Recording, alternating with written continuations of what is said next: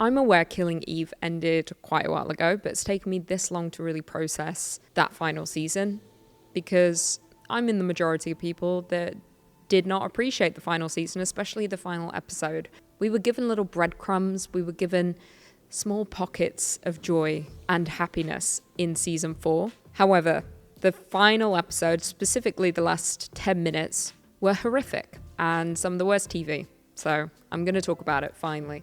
If you've not seen it, watch this review. It's fine. I'm not going to go too in depth into the small, minute details that happen throughout the show.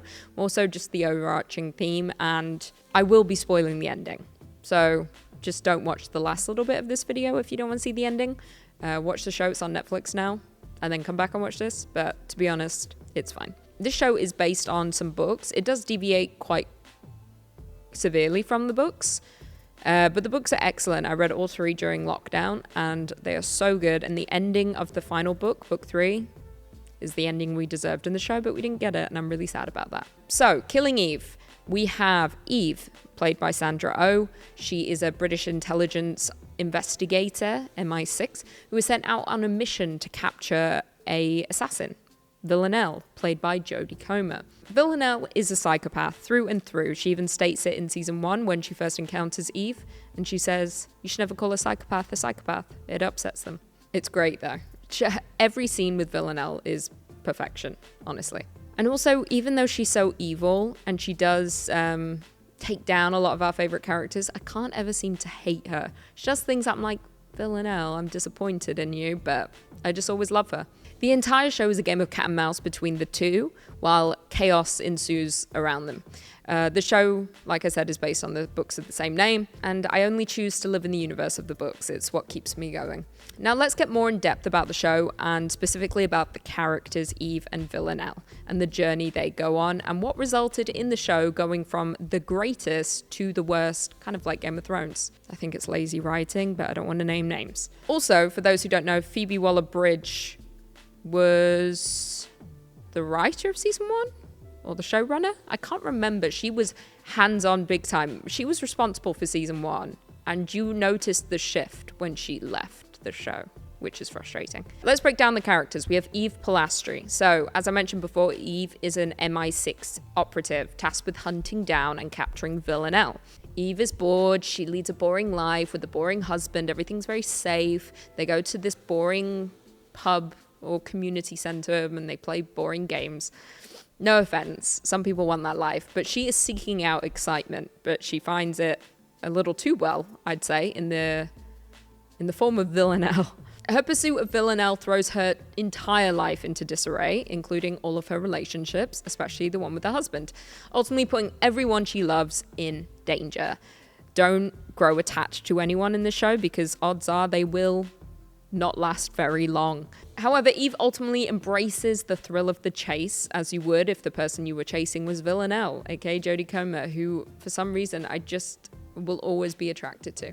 Always. The lines are blurred between Eve being the person tasked to do the hunting and her being hunted. She becomes so fascinated with Villanelle and she's driven to obsession to get closer to the assassin and learn more about her. And she learns a whole lot. Now we have Villanelle. As I stated previously, Villanelle is a highly skilled assassin. She is working for a mysterious organization called the 12.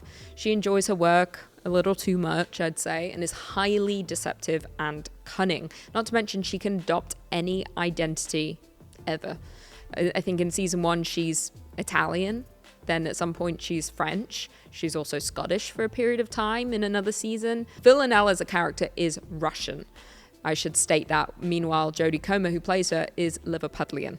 And it's incredible. You really do believe she's Russian. And I know you may say, yes, that's the job of an actor. But let me tell you, there are so many actors in Hollywood who can't even do their own accent properly. Meanwhile, Jodie Comer's out here playing every role ever. She can do anyone's role.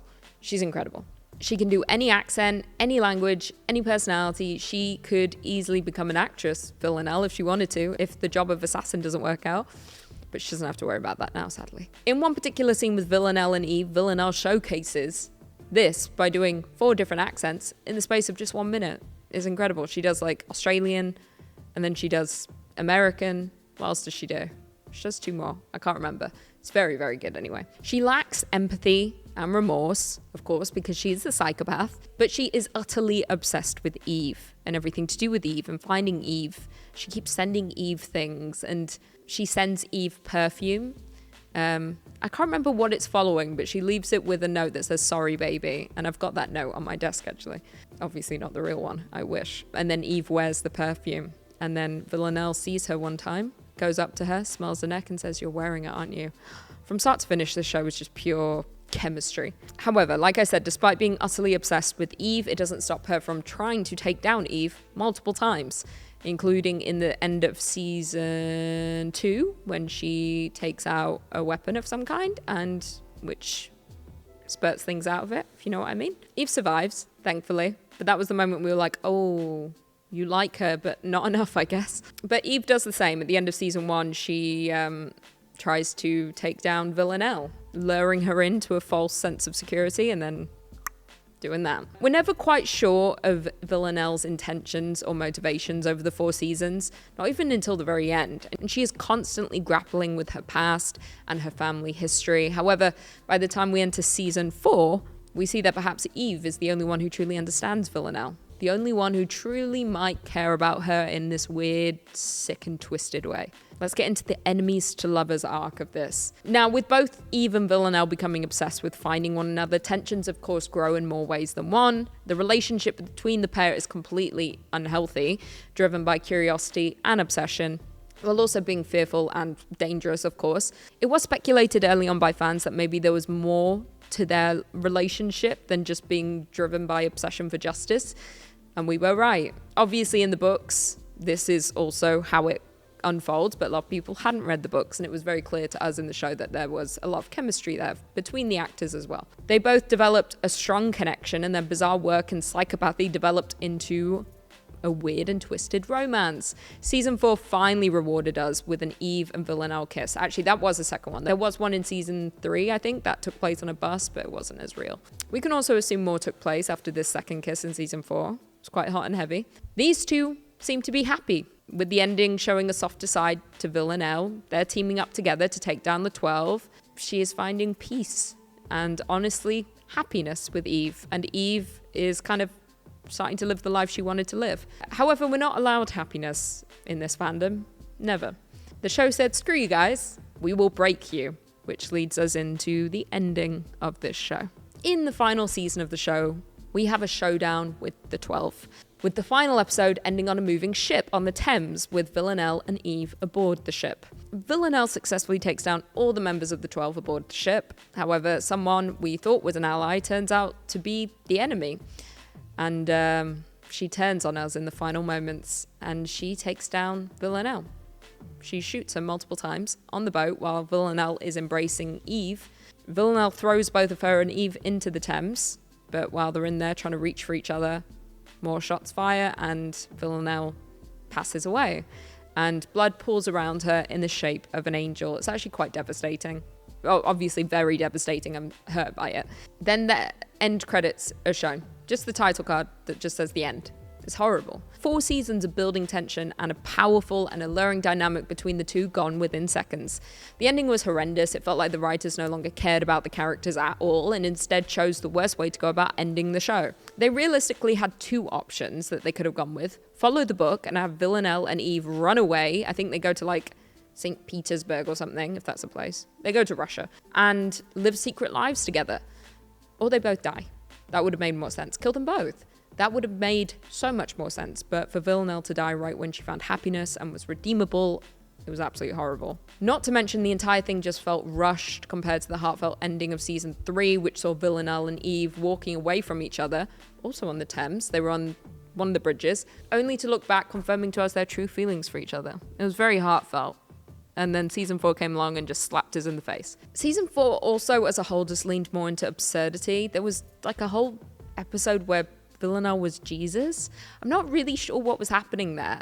And it had unnecessary episodes, like filler episodes and character introductions that really weren't necessary in progressing the story. That's why it just felt lazy. It was like they were just trying to toss away the show as fast as possible. It was very bizarre. Aside from the ending, I must say Sandra Oh and Jodie Comer were absolutely incredible from start to finish. Their level of talent is astounding, and Jodie Comer is truly a talent like no other. I do suggest watching the show now that it's on Netflix. The two actors just had amazing chemistry, although I did see they don't follow each other on Instagram anymore, which makes me think something happened.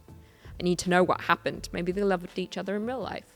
I would love Jodie. If you want to read the real ending so that you're not let down by season 4, definitely check out the books. You won't be disappointed. And if you want season 4 to end on a happy note, just close your laptop lid or turn off the TV right when Villanelle and Eve are hugging on the boat. And then just imagine that's the ending. Because if you wait too long, that's when things go very poorly. Anyway, let me know if you've seen the show. Let me know your review of it. If you're going to watch it now that it's on Netflix. And read the books. Honestly, I really suggest you read the books. But click over here for my latest upload, and I will see you in the next video.